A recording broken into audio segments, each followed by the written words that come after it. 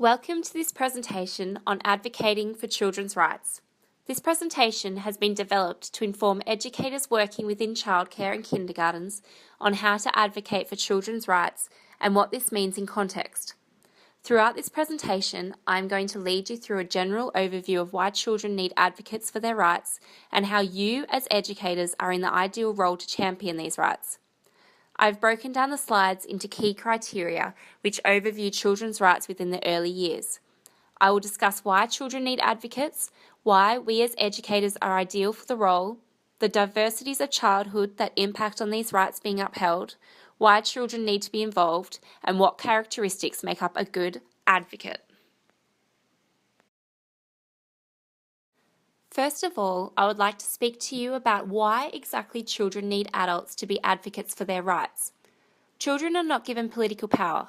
This means that they are limited to speaking out on any decisions that may affect their lives and are generally unable to obtain redress on any decisions that are made contrary to the child's best interests. As adults, we often make significant life decisions about children without first consulting about new laws and policies that could have an impact upon them. Children are passive recipients of decisions that are made on behalf of them. Professionals often make these decisions, yet children's views are often not sought after, or, if ascertained, they are either ignored or discounted. Therefore, young children need advocates because they cannot look after their own interests. Parents are supposed to do this for them. Some don't, or some can't. This next slide highlights the reasons why our role as educators can lead us to being ideal advocates for the rights of children within our care. As educators, it is our prerogative to be role models to children, their families, and even the wider community as we advocate for the importance of early learning and development, children's rights, and children's well-being. Children find the greatest support from people with whom they have a close relationship with and those that they trust. They relate far better to these people that they know rather than with a person who is brought in due to the requisite position or status. Our children's advocates should be the people to whom children relate with and who are accessible to the children in their daily lives. First in line are usually their parents, and then people such as us, their educators.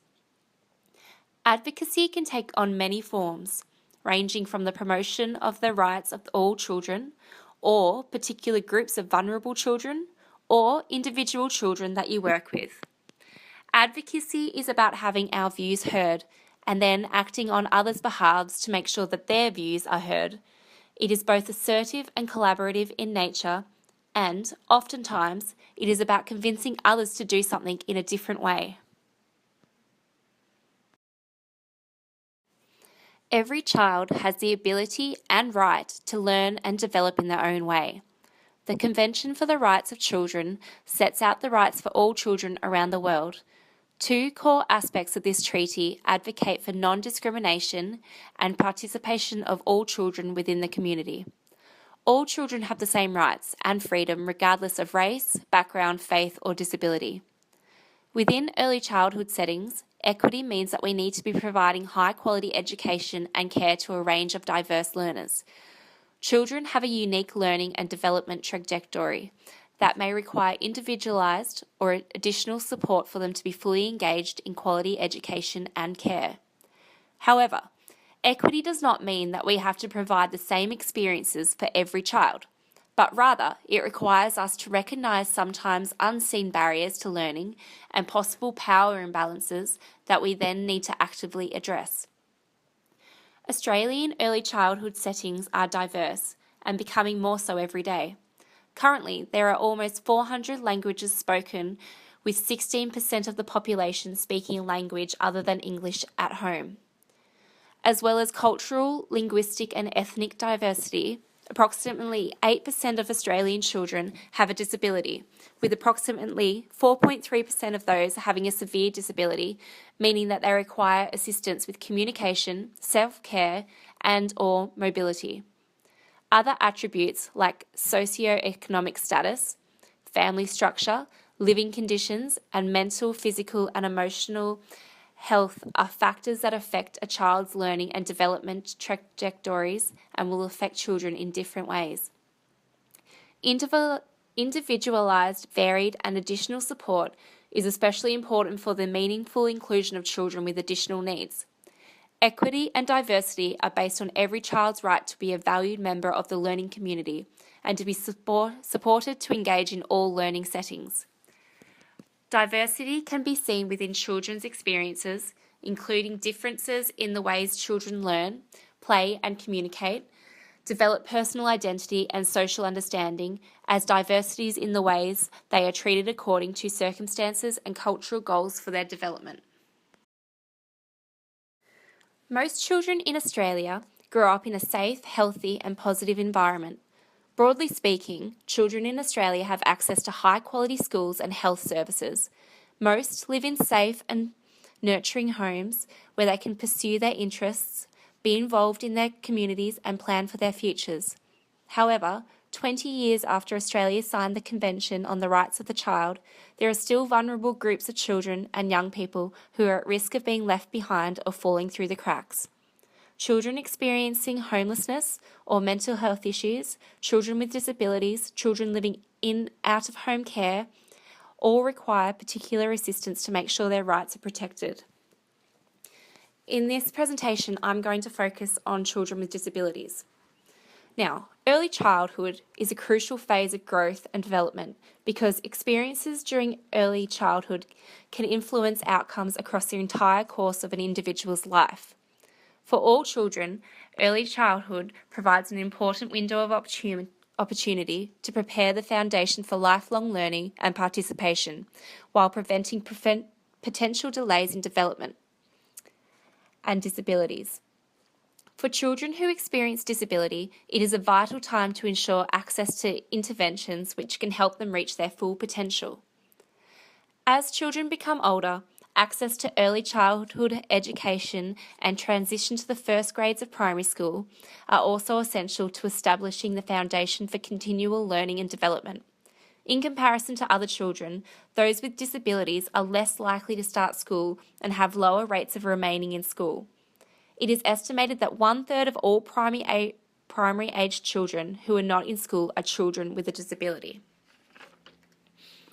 Inclusive preschool and early primary schooling offers children with disabilities a vital space in which to ensure optimal development by providing opportunities for child-focused learning, play, participation, peer interaction, and the development of friendships. While inclusion is consistent with the rights of the children with disabilities and is generally more cost-effective than special or separate schools, it cannot happen without appropriate levels of support.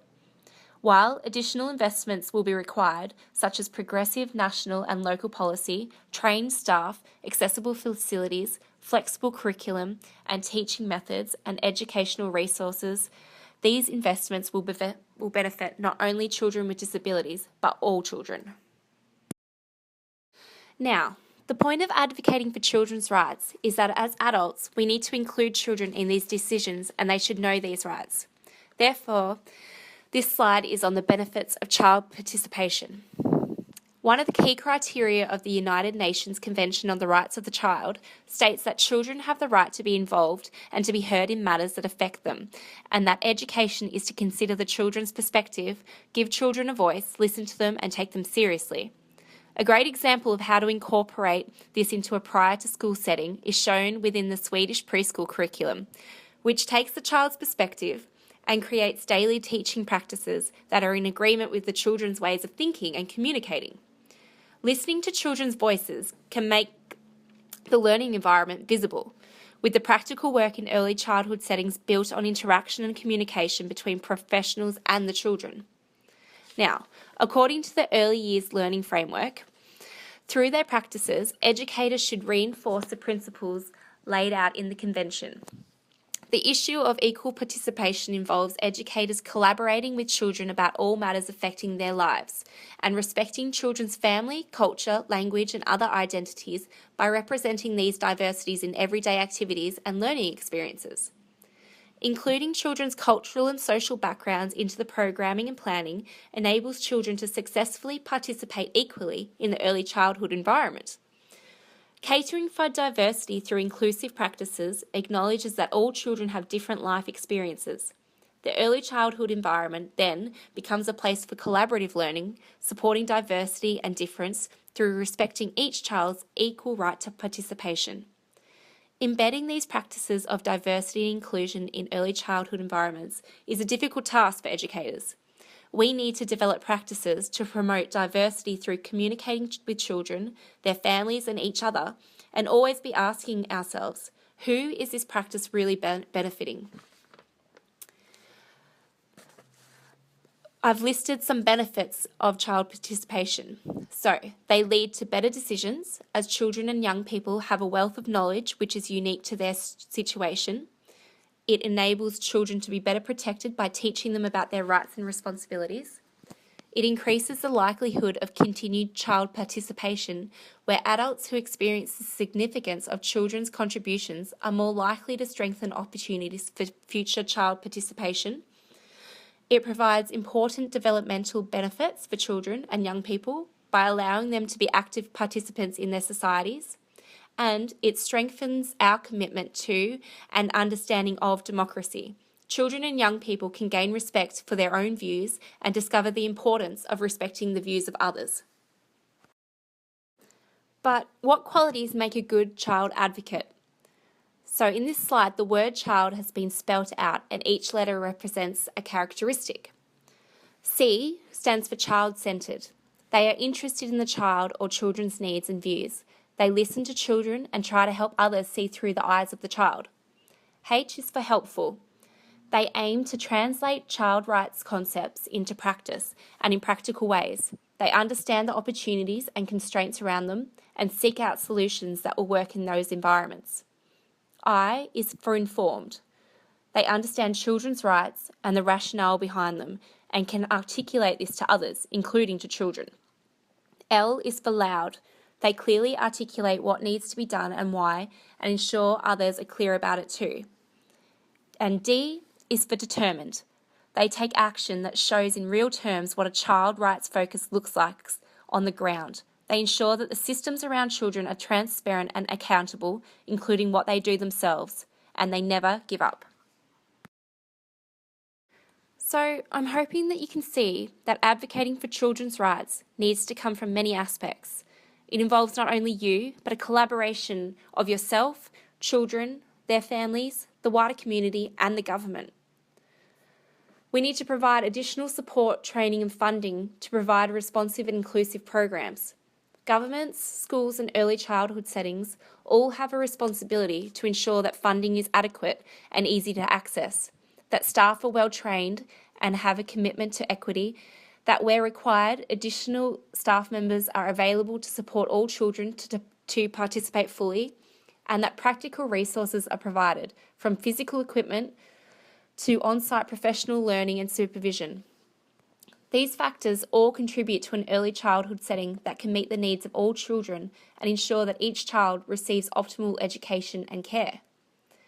It is essential that childcare services have sound, up-to-date theoretical and practical understanding about children's rights and development, that they adopt appropriate child-centred care practices, curricula and pedagogies, and that they have access to specialist professional resources and support, including a supervisory and monitoring system for public and private programs, institutions and services.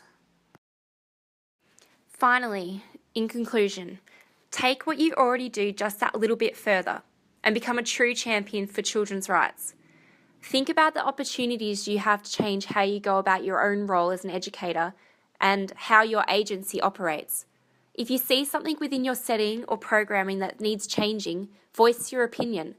The only way for children's voices to be heard is if you, as advocates, hear them and then voice them even louder. Advocating for children's rights is a broad and daunting task. Start with baby steps and make sure you take the time to get to know and relate with the children as individuals, as well as their families. So on the next slide, I've listed some great websites that you can use for resources to learn more about how to become a children's rights advocate and be the best educator that you can be.